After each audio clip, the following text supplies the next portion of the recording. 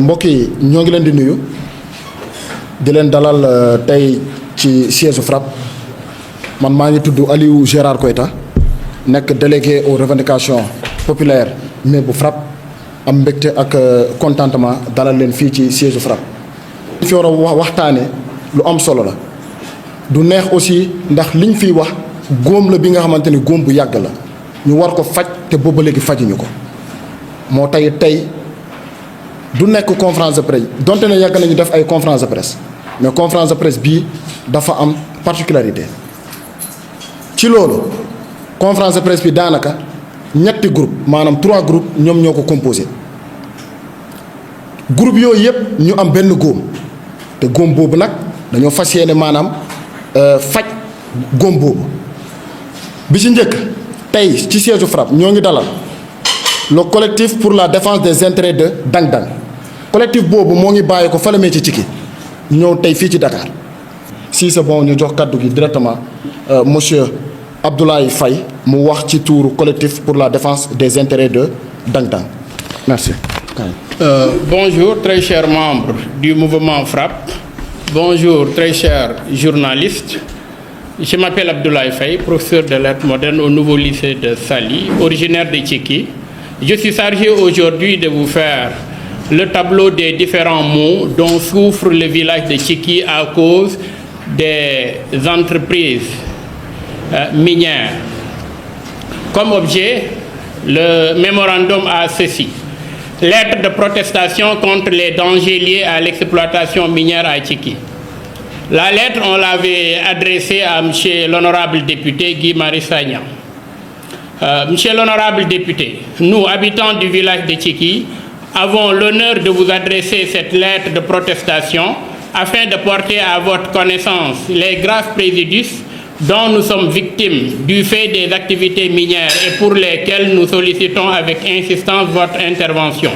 Depuis quelques années, notre village estimé à 5233 âmes, situé dans la commune de Diass et à environ 2,5 km de la route nationale numéro 1, est devenu la cible de plusieurs entreprises d'exploitation minière en raison de la richesse de son sol et de son sous-sol. Aujourd'hui et contre toute attente, Cikki est littéralement encerclé par des mines et des carrières de toutes sortes. Ces nombreuses concessions, dans le cadre de leurs travaux, polluent continuellement l'air, recouvrant les habitations d'une poussière épaisse. En plus de dégrader gravement l'environnement, cette poussière met en danger la santé des habitants, causant des maladies respiratoires graves, augmentant la mortalité prématurée. Cette poussière abondante, comparable à une tempête de sable, appauvrit la nature. Le bétail n'a plus de pâturage, les paysans sont privés de culture. Les dommages sont nombreux, croissants et difficilement quantifiables. À Cikki, les projets agricoles s'effondrent. Les champs sont stériles, le bétail erre en quête de nourriture, les enfants souffrants atterrissent et croupissent à l'hôpital, les femmes nettoient sans relâche et préfèrent faire le linge les dimanches, les fidèles prient dans des mosquées remplies de poussière, les jeunes sollicitent de l'aide auprès d'autorités souvent indifférentes et certains habitants désabusés quittent le village devenu un lieu où la mort prospère. Monsieur l'honorable député, nos appels à l'aide, pourtant légitimes, restent sans écho. Parmi les sociétés minières présentes à Cikki, deux se distinguent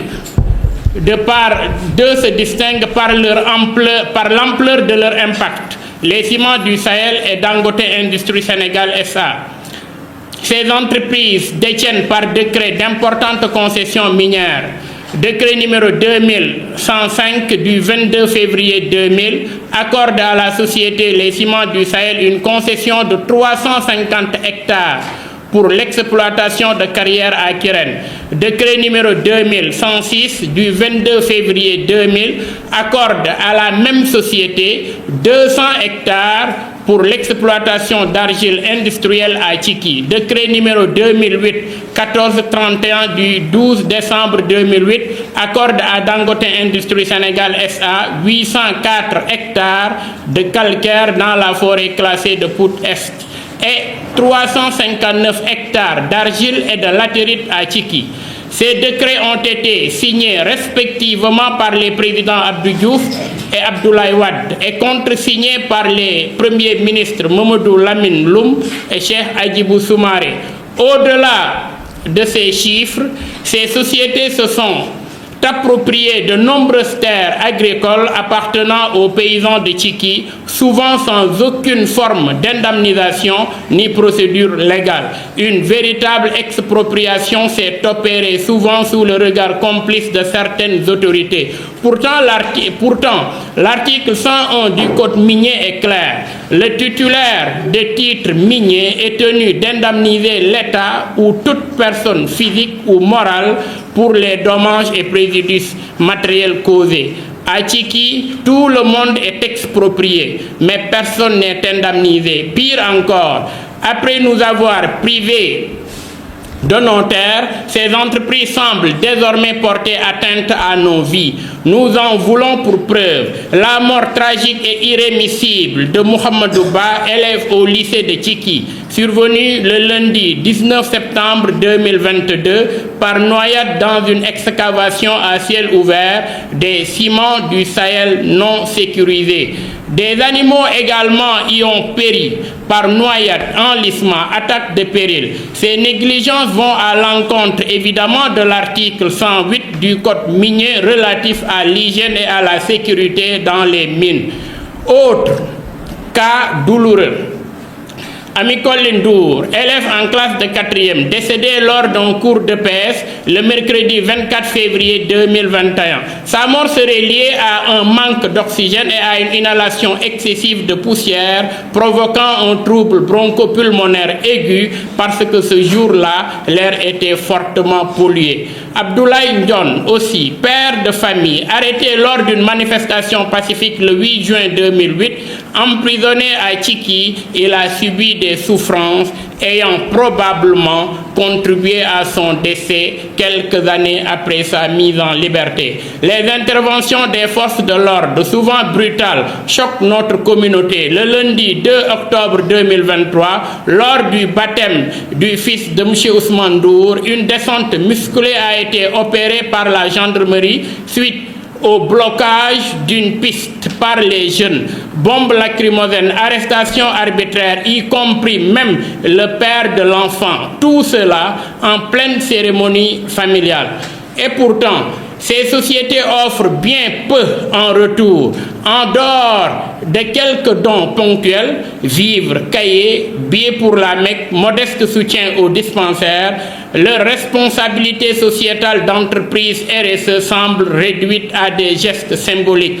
Pas un seul mètre de route bitumée à Tchiki. Et pourtant, au Sénégal, une route standard bitumée de 7 mètres de large en zone rurale est estimée seulement entre 150 et 250 millions le kilomètre. Or, les chiffres parlent d'eux-mêmes.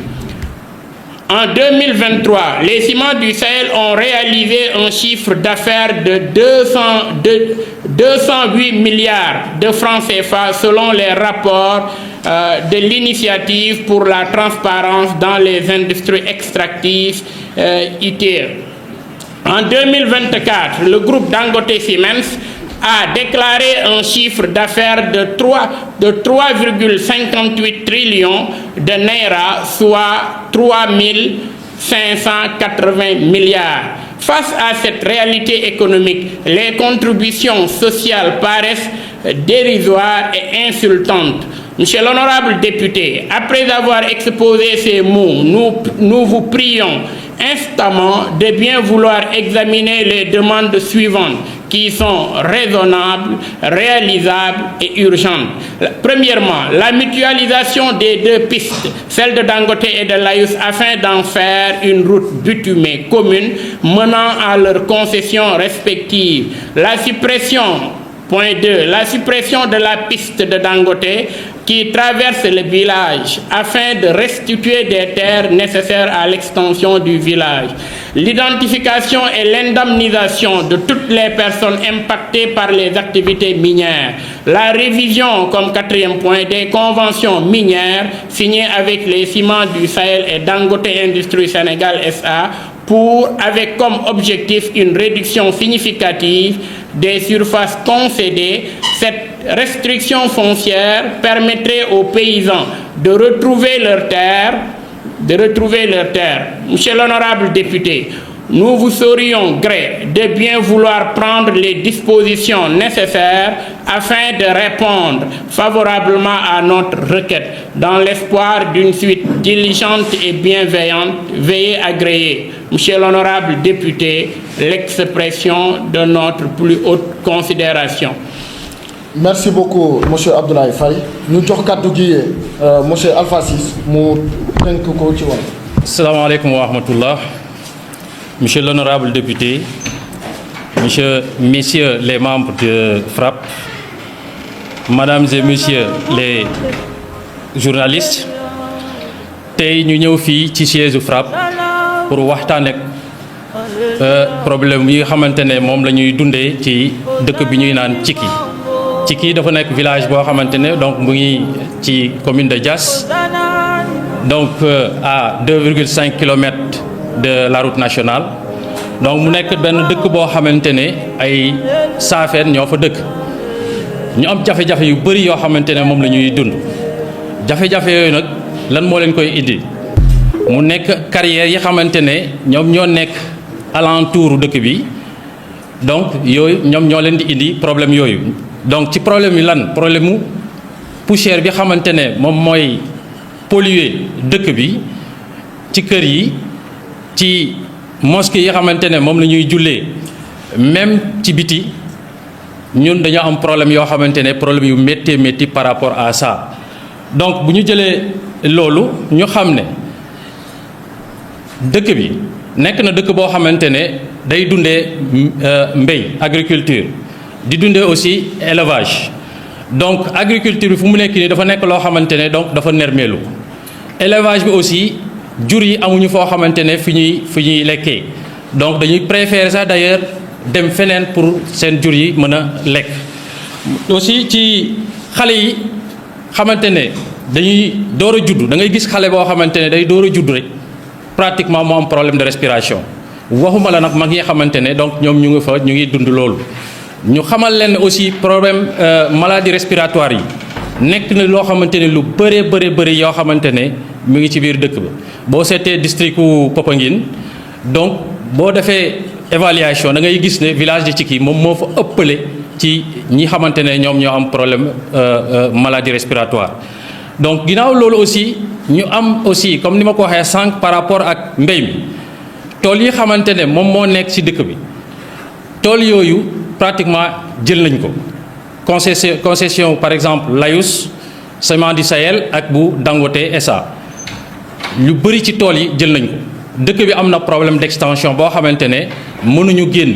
Lu tax? Parce que seen superficie bi ñu leen jox boo xamante ne par exemple boo jëlee Ciments du Sahel ñu ngi leen jox 200 hectares. Boo jëlee aussi Dangote Ciment ñu ngi leen jox aussi 359 hectares. Donc yooyu yëpp ñu nekk ci wetu village bi, dëkk bi war na màgg mais mënul màgg fu mu nekk di foo laal ñu ne donc ñooñu ñoo ko moom. Kon donc ci biir loolu ñu nekk ñoo xamante ne dafa mel ni dañoo beddi wala bokkuñu Sénégal. te donc nous sommes tout près de l'aéroport AIBD, tout près donc du port de Ndayane. Kon donc loolu fu nekk nag fëgg nañ autorités yi fu ne dem nañ, donc mënuñu am gain de cause. Ñu am yaakaar ne nag vraiment bu ñu ñëwee fii jàkkaarloog Sénégal jàkkaarloog waa international ñu wax suñu jafe-jafe, yaakaar naa incha allah bu ñu jógee fii avec l'aide de l'honorable député dinañu mën a taxaw donc ci problème yi xamante ne moom la ñu am. Yàlla def na aussi bi ñu demee ba après les élections le président Bassirou Diomaye Faye moom ci boppam annulé décret bi xamante ne l'ancien président 2 mois après les élections moom signé woon na benn décret boo xamante ne pour que ñu mën a renouveler concession Ciments du Sahel. Mais alhamdulilah rabbil alamin donc président ñëw dindi loolu arrêté ko. kon loolu wone na rek ne ñu ngi am benn ay pas yoo xamante ne donc avancement par rapport ak li xamante ne mooy nekk suñu jafe-jafe ni monsieur l'honorable député pour pratiquement jeexal ñu ngi leen di xamal ne ñaari comment dirais-je entreprise yooyu seen yoon yi ñaari yoon ku ci nekk da nga wut yoon ci dëkk bi benn bi mu ngi ci derrière les maisons à 500 astafurlah à 50 mètres des maisons donc ñun ñu gisoon ne pourquoi pas bi xamante ne moo sës ci kër yi te xale yi aussi dañ ciy fóote camions yi dañuy daw fu nekk ñu jël ko boole ko bële mu nekk benn yoon boo xamante ne ku nekk dina mën a jaar foofu dem sa fi ngay externe donc loolu aussi nekk na loo xamante ne lu ñu métti la en plus de cela goudronné yoon bi dafa nekk loo xamante ne lu ñu war a taxawu la te loolu dafa war a nekk loo xamante lu impératif la dañ ko war a taxaw monsieur Abdoulaye Faye wax na ko sànq ci tubaab ñoom li ñuy gagné par année daf nekk na lu néew par rapport ak li xamante ne moom la ñu war a mën a financer pour ñu mën a goudronner yoon bi parce que 2,5 kilomètres bëriwul mën nañ ko kon donc loolu aussi dañ koy demander di ci insister par rapport ak pollution sonore imaginez-vous ñoo xamante ne 4 heures du matin camions yi di daw kenn du nelaw bu ñu xasee commencé daw kenn dootul nelawati donc loolu nekk loo xamante ne luy sonal dëkk bi ñuy ñaan nag vraiment loo xamante ne pour ñu mën ñoo jàppale ñu ci problème yi xamante ne moom la ñuy dund nii ñu jàppale ñu ci bu baax l'honorable député est à mes côtés kon ñu ngi koy ñaan fu mu mën a dem mu jàkkaarloog ministre mu gis le premier ministre mu mën a gis aussi le président à l'Assemblée nationale jafe-jafe yi ñuy dund nii mu dimbali ñu ci jàppale ñu ci wax ko pour que ñëpp xam ne Cikki nekk na dëkk boo xamante ne vraiment ñu ngi sonn à côté ci multinationalistes yoo xamante ne ñoom ñu ngi exploiter seen sol ak seen sous-sol donc li xamante ne aussi moom laay terminer mooy que vraiment ñu ngi leen di jaajëfal bu baax a baax di am mbégte kontaante ci li xamante ne moom opportunité bi ngeen ñu may tey ñu jàkkaarloog vraiment presse bi pour ñu mën a wax suñu jafe-jafe yi donc ci tënk vraiment loolu nag lañ ñëwoon tey indi ko pour waxtaan ak yéen par rapport ak li xamante ne moo xew à Cikki donc salaamaaleykum wa rahmatullah. merci beaucoup je pense que ñun ñoo ko déggandoo man maa ngi tudd Aliou Gérard Koita nekk délégué aux revendications populaires mais bu FRAPP ñun ñoo fi déggandoo li nga xamante ne suñu mbokk tey ñi nga xamante ne dalal nañ leen fii ci siège FRAPP liñ fi wax. li ngeen fa gis nii ce n'est pas anodin parce que ñaari groupe ba ñetti groupe ñoo fi nekk wante benn jàngoro kese mee la ñu am benn góom te góom boobu mooy kan mooy cimenterie du Sahel beneen góom bi mooy kan mooy Dangote ciment ñëpp xam nañu ko fii cimenterie fépp fu mu munti nekk poussière dañ koy wax ay liir di judd ñuy am ne ay problème enfermé respiratoire au moment où ñooñu naan Sénégal santé bi dafa am problème ak yooyu na ndekete ñoom ñoo ngi yokk jàngoro te kenn du ci wax dara mais ngeen yaakaar loolu mais dëgg la ñun nag du ñu ay nit yi nga xamante ne dañuy toog mais ci ay couloir yi naan dëgg nañu def na lii ñun gëmuñu loolu dama ne mbir mi nañu xalaat sax loolu nañ ci xalaat gaañ nañu xalaat à ce fan yii di ñëw nañ fa defee manifestation ba mu sab ci buntu usine bi ndax kuy ji njaag maanaam cimenterie du Sahel la parce que cimenterie du Sahel daf ñoo tere nelaw donc ñu ne dañ leen war a tere nelaw moo tax dañuy invité le président Bassirou Diomaye Diakhar Faye mu utiliser bale bi bale boobu noonu ñu dem ñu bale cimenterie du Sahel ndax tilim na de dafa tilim lool bale boobu warul yem mais ci ay kaddu kese maanaam mbir mi warul yem ni que état du Sénégal yabal na fa may ay ndaw état du Sénégal dafa war a dóor sur la table ñu xamal ni que lu ñuy def nii mais du dëgg du yoon lii laa amoon li mooy wax ci tuuru FRAPP. Dans les jours à venir, nous n'allons pas exclure d'organiser une très grande manifestation pour dénoncer M. mutisme. Je vous remercie. Nous allons donner la parole au député Guy Marius Sagna. mbokk yi ñu ngi leen di nuyu yéen ñëpp ci seen tur ak seen sant am mbégte toog fii tey ci wetu askan bu bàyyeekoo Cikki plus précisément Dang Dang foog naa ne ñi nga xam ne ñoo ma jiitu daanaka wax nañ l'essentiel mënoon naa sax bañ a jël kàddu waaye xëy na la répétition ni ñu koy waxee ci nasaraan est pédagogique. dama ñëw fii tey en tant que député dëgg la comme ni ko sama mbokk Aliou Gérard Koïta fàttile membre FRAPP la waaye tey sama taxawaayu député la taxawaayu député ngir wax ñi nga xam ne ñoo jël kàddu balaay man que dégg naa seen kàddu man Guy Marius Sagna nekk ndawu askan wi ci assemblée nationale bu Sénégal dégg naa baatu waa Ciki incha allah fan yii di ñëw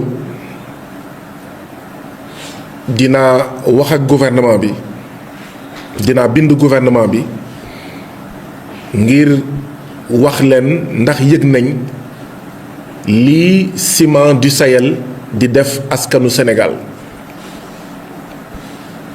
ndax yëg nañ ne Ciments du Sahel mu ngi noot ay liggéeykatam ndax yëg nañ ne Ciments du Sahel ak Dangote ñu ngi rey askan wi nga xam ne moo dëkk ci seen pegg te ñoom Ciments du Sahel ñoom Dangote ñoo leen fa fekk du askan wi moo leen fa fekk sama wax du gudd waa ji da doon wax naan alal bu rëy boo gis deretu baadoolo mu ngi ci alal bu rëy boo gis deretu baadoolo mu ngi ci alalu Ciments du Sahel deretu waa Ciki mu ngi ci te deret bi nag dafa ëpp moo tax foog gouvernement bi jóg ci moo tax foog assemblée nationale jóg ci te assemblée nationale dina ci jóg ndaxte comme ni ma leen ko waxee fan yii di ñëw ci biir semaine bi incha allah naa bindu gouvernement du Sénégal ngir li nga xam ne Ciments du Sahel mu ngi koy def foofu ngir li nga xam ne Dangote mu ngi koy def foofu mu dakk ñu respecté sañ-sañu ñi nga xam ne ñoo dëkk ci Ciki moo tax waaw bokk naa ci ñi nga xam ne ñu ngi invité askanu Ciki retraité Ciments du Sahel ak liggéeykatu Ciments du Sahel ñu booloo def benn say waajal benn manifestation bu rëy ca wetu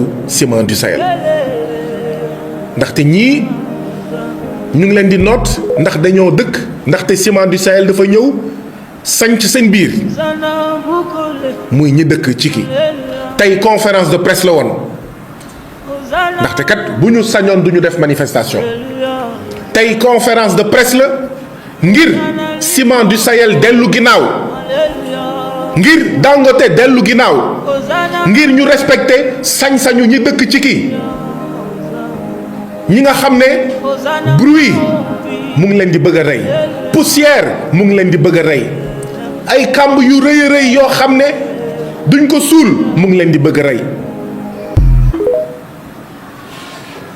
feebar mu ngi leen di bëgg a rey kon li ñu dese ñun ñëpp xam nañ ko tey dañoo bëgg les Ciments du Sahel dellu ginnaaw dañoo bëgg les Ciments du Sahel respecter waa Ciki respecter liggéeykatu Ciments du Sahel respecter les retraités des Ciments du Sahel te loolu war naa mën a nekk te manifestation du am loolu war naa mën a am te doxu ñaxtu du am waaye nag bu dee fii ak ay waxtu les Ciments du Sahel delluwul ginnaaw ci ne moo tey syndicat du fi am ñun dinañ ko tontu ne ko ñoo tey syndicat dina fi am ci 2025 bii nag balaa moo jeex kon balaa ñëw fii jóge waa Ciki liggéeykatu Ciments du Sahel ak les retraités des Ciments du Sahel ah na ngeen waxtaan ci ay waxtu yu néew ngir d'accord ci benn bés ngir d'accord ci benn waxtu ngir d'accord ci benn itinéraire bu dee marche la wala d'accord ci benn bërëb bu dee rassemblement la maanaam sitting yéenay xool waaye bu ngeen buggee Ciments du Sahel dellu ginnaaw man naa déposer question écrite au gouvernement waaye itam il faut ñu nangu bras de fer bi nga xam ne les Ciments du Sahel mu ñu koy imposer comme bëggul dégg nañ ko caw ni mbaam ngir mu dégg ne par la force syndicat dina fi am ngir mu dégg ne par la force di nga respecter sañ-sañu wàcc ki ngir mu dégg ne par la force da nga war a respecter les droits sociaux les droits des travailleurs ba bu ñu demee à la retraite il faut que ñu jox leen xaalis il faut que ñu jot seen xaalis donc cotisation retraite cotisation sécurité sociale les Ciments du Sahel da ko war a joxe rong nga ñu baadoole di siim cere buur dafa war a jeex Ciments du Sahel di am xaalis ci puudar bi muy puudar askanu ci kii dafa war a jeex donc ñun kon yéen la ñuy déglu yéen waa ci kii yéen retraité Ciments du Sahel yéen liggéeykatu Ciments du Sahel yéen waa FRAPP yéen la ñuy déglu pour ngeen wax ñu ban bés la ban waxtu la ak ndax doxu ñaxtu la wala taxawaayu ñaxtu la waaye dama jàpp ne foog mu am jaam nag loo ko teg mu nangu ko dagan na jaam loo ko teg mu nangu ko dagan na bu dee waa Ciki nanguwuñu marche kon li leen Ciments du Sahel ak Dangote di teg dagan na kon yéen la ñuy déglu bu ngeen ñu waxee bés bi wax ñu waxtu bi ba pare ngeen déposer ci préfet bi lettre d'information bataaxal pour xamal ko ne ñun dañuy def manifestation pacifique ndaxte sonn nañu damm nañu tàyyi nañu ci entreprise boo xam ne day am xaalis ci suñu deret ci suñu ñàkk ak ci suñu rongañ sonn nañu ci loolu damm nañu ci loolu tàyyi nañu ci loolu foog naa ne ci wolof wax naa lépp li nga xam ne moom laa waroon wax je suis ici aujourd'hui comme député à l'Assemblée nationale du Sénégal représentant les citoyens du Sénégal. Citoyens du Sénégal qui sont ici aujourd'hui au siège du FRAPP pour dénoncer les Ciments du Sahel et Dangote. Les habitants de Ciki sont en train de mourir à petit feu depuis une vingtaine d'années à cause de la pollution dont ils sont victimes de la part des Ciments du Sahel et de la part de Dangote. Nous attendons le résultat des concertations entre les populations de Ciki, les travailleurs des cimenteries des Ciments du Sahel, les retraités des Ciments du Sahel, pour savoir quel type de manifestation va être organisée. Est-ce une marche ou un rassemblement? Ce sera quel jour? Ce sera de quelle heure à quelle heure? Et nous allons tous nous mobiliser à leur côté, aux côtés du FRAPP, pour faire respecter les droits des populations de Ciki. Comme je l'ai annoncé, le gouvernement sera saisi et interpellé. Mais pas que. Nous nous préparons à cette marche pacifique. Cette grande marche pacifique des travailleurs des Ciments du Sahel, des retraités des Ciments du Sahel et des populations de Ciki, plus précisément des populations de Dangdang. Nous lançons également un appel aux populations de Dangdang. Il y a plusieurs collectifs de Ciki qui se battent contre la pollution dont ils sont victimes de la part des Ciments du Sahel et de Dangote. Aujourd'hui, c'est un seul collectif qui est ici. Nous lançons un appel à ce collectif pour qu'il aille discuter avec tous les autres collectifs, parce que l'unité fait la force.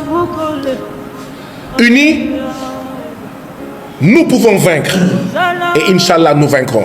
Mais divisés, nous allons assurément perdre. Donc, nous lançons un appel au collectif de Dang Dang. Nous l'avions dit la dernière fois lors de notre rencontre, parce que nous avons reçu ici plusieurs collectifs de Tchiki. Plusieurs collectifs. Il faut vous unir, il faut faire un bloc. Vous, population de Tchiki, faire un deuxième bloc avec les travailleurs des ciments du Sahel. Tant que les ciments du Sahel n'avaient affaire qu'à leurs employés, les ciments du Sahel pouvaient faire ce qui leur plaisait. Tant que les ciments du Sahel pouvaient n'avoir à faire face qu'aux travailleurs, qu'aux habitants de Tchiki à part, les ciments du Sahel pouvaient faire ce qui leur plaisait. Mais quand le front, quand les différents fronts vont créer une jonction, cette jonction sera une mer qu'aucun bras des ciments du Sahel ne pourra arrêter. Donc cette division-là, les travailleurs d'un côté, les populations d'un autre, jusqu'ici n'a fait qu'être au service des ciments du Sahel. Aujourd'hui, la solution, c'est la jonction. Jonction entre population, travailleurs, mouvement citoyen FRAPP et l'Assemblée nationale que je représente. Pour moi, cette jonction nous permettra de prendre en charge et de régler et de gagner la bataille des populations de Tchiki, mais également de gagner la bataille des employés de la cimenterie du Sahel. La bataille de Tchiki aura lieu. La guerre de Tchiki aura lieu. La bataille contre les ciments du Sahel aura lieu. Et nous savons qui l'a remporté. Ce sont les populations de Tchiki qui vont gagner cette bataille. Ce sont les employés des ciments du Sahel qui vont gagner cette bataille. C'est le FRAPP qui va gagner cette bataille. Je vous remercie. Merci beaucoup.